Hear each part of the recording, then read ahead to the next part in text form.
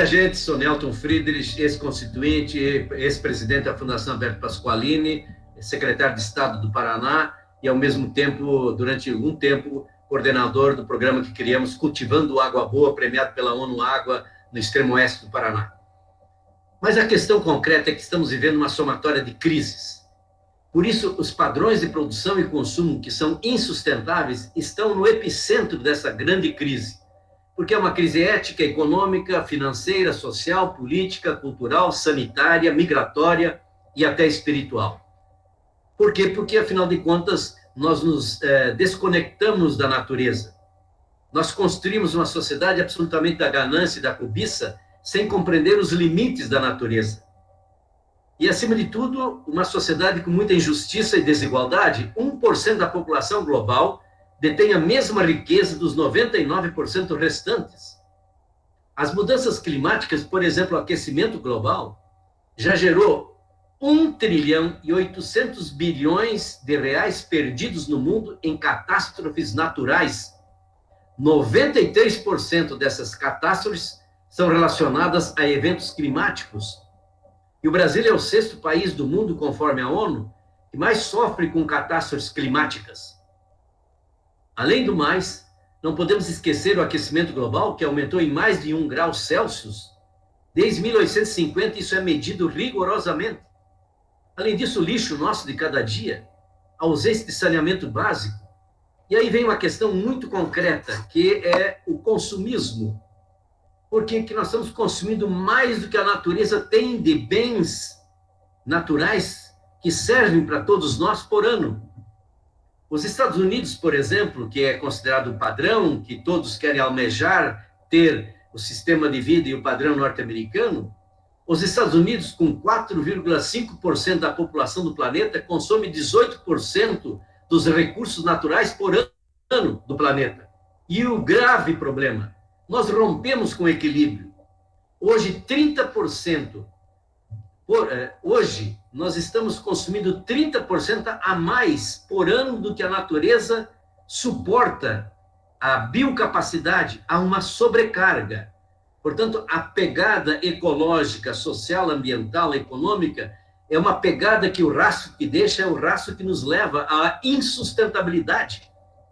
É preciso a gente, portanto, compreender que, se nós quisermos ter o mesmo padrão de consumo dos Estados Unidos, nós precisaríamos, de imediato, 4 planetas Terra. 4 planetas Terra, e só temos um. Então, nesse sentido, evitar o colapso, superar o desequilíbrio, é viver de acordo com a capacidade ecológica da Mãe Terra. Isso implica em novas posturas, hábitos, estilos de vida diferentes, compreender que vivemos numa única casa comum. Não existe 2 planetas Terra. Então é preciso que a gente possa aprofundar a reflexão e a ação, como nós usamos os bens da natureza. Quanto que nós usamos todo dia e todo ano? Mas para quem esses bens são mais usados? Qual é o acesso que nós temos? Como é que é a distribuição da renda e da riqueza? Como é que está a justiça social e a justiça ambiental? Nesse sentido, portanto, o antídoto, o remédio para nós enfrentarmos essa questão toda, passa, sem dúvida nenhuma, por várias iniciativas, mas entre as 3 principais causas está o consumismo. É consumir mais do que a natureza, que a Mãe Terra tem condições de se regenerar todo ano. Nós estamos, portanto, no cheque especial, no vermelho.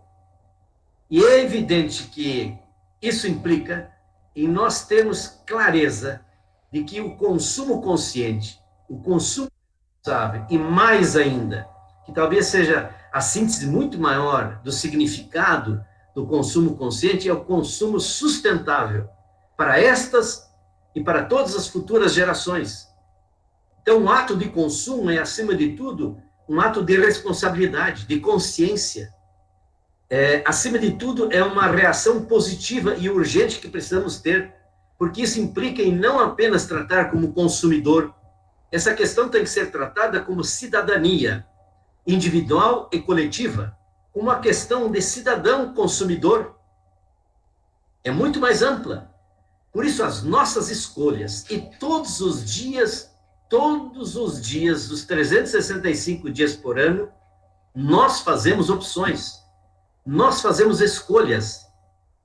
E os governos são a mesma coisa, as empresas, idem, as universidades também, a sociedade, de um modo geral, permanentemente nós estamos fazendo escolhas, às vezes até no piloto automático, sem analisar as consequências, e desde as questões mais simples às mais complexas, nós todos os dias fazemos, portanto, opções, escolhas. Então, a consequência que nós temos dos nossos atos, dos governos, das empresas, da sociedade, as consequências, elas são, portanto, melhores ou piores para todos nós, para o planeta Terra. Então, é preciso um não àquilo que é insustentável e um sim ao que é sustentável, ao que é saudável para os humanos e para o planeta Terra. E aí são outros padrões de produção e consumo.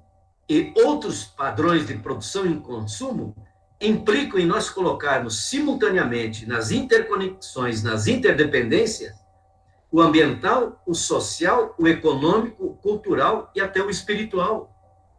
O consumismo é uma doença. O consumismo, inclusive, nos atinge profundamente porque somos levados, muitas vezes, a consumir aquilo que não precisamos, do que não é necessário. Dizem até que 70% da propaganda na televisão é para você comprar aquilo que você não precisa com dinheiro que não tem.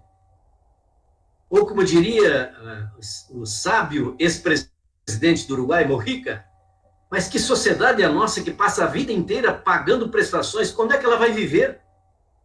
Então, nesse sentido, a transformação se torna imprescindível. Por isso, é preciso que a gente possa compreender que é tão forte a operação de marketing para o consumismo, para esta doença, que hoje nós já temos, por exemplo, um marketing que faz com que você tenha a obsolescência programada. A obsolescência programada são produtos que nascem com data de morte anunciada e prevista. Mas, além da obsolescência programada de produtos, nós temos uma obsolescência psicológica cada vez mais. A excelência absolutamente tecnificada de muita ciência faz com que o consumismo tenha também aquele dado de que você consome porque nas suas relações sociais, nos seus status, você de repente tem que comprar aquele novo celular ou aquele novo equipamento, porque senão você está fora da moda, você está atrasado, já é uma coisa velha. Então é necessário que a gente possa enfrentar o desperdício, a cultura do desperdício, do ter, a cultura, portanto, da aparência. É preciso construir a cultura, acima de tudo, da sustentabilidade. E é nesse sentido, pois, que numa hora como esta, nós precisamos também entender que essa propaganda, essa moda e muitas vezes as forças de determinados setores do mercado criam permanentemente insatisfações. Sempre tem que comprar mais. Ou às vezes até anunciam que você vai ser feliz se comprar isso ou aquilo. E permanentemente permanece infeliz. Então é nesse sentido que a conclusão é de que nós temos que ter outro caminho na produção e no consumo de nós humanos, dos governos e de toda a sociedade. Educação para consumo sustentável e saudável. Análise do ciclo de vida dos produtos. Como é que eles são produzidos? Toda a cadeia produtiva, desde o início da produção até chegar ao consumo final, que não pode ser o consumo do descartável. A cultura do descartável está superada. Não é para o aterro, é reciclar, reaproveitar, reutilizar e outros R's. É compreender o ciclo de vida do berço ao berço, e não do berço ao cemitério, ao aterro. As compras públicas precisam ser feitas pelos governos, que são grandes compradores, com critérios de sustentabilidade. As nossas opções de consumo têm que colocar em mente a mudança climática, os danos à saúde ambiental, os danos à saúde humana. Nós somos, portanto, muito mais atores a se engajar política e diariamente. Somos atores que temos que nos engajar política e nas atitudes, na transformação. E aí Nós temos, por exemplo, os 17 Objetivos de Desenvolvimento Sustentáveis. Os 17 Objetivos de Desenvolvimento Sustentáveis estão aí. É um compromisso que a humanidade assumiu em 2015, da Agenda 2030, de redução das emissões e de uma mudança, portanto, nos estilos de vida e, evidentemente, na própria economia. E dos 17 ODS, vamos descartar, dos 17 ODS, o 12º é especialmente sobre produção e consumo sustentáveis. E o PDT tem isso no seu manifesto, no seu estatuto, no ecotrabalhismo, em Darcy Ribeiro, em toda a sua fase histórica. E, portanto, é, nesse momento, fundamental a conclusão de que padrão de produção e consumo sustentável é o norte de todos nós. Ou muda, ou muda. Ao terminar, eu trago Darcy Ribeiro, porque é impossível deixar de fazer referência à sabedoria e sensibilidade desse grande brasileiro, quando ele defendia a civilização tropical e já nos convocava para a questão da sustentabilidade. Dizia ele: ultimamente, viemos todos tomando consciência de que o mundo é um único ecossistema interativo. Nele, terras e mares, ilhas e continentes, florestas e desertos, com suas floras e faunas, se integram numa interdependência simbiótica em que todos e cada um dependem de todos e de cada um. No complexo vital, a imensa Amazônia se destaca, assinaladamente como um pedaço grande e precioso de nosso nicho, o planeta Terra, berço de todos os homens.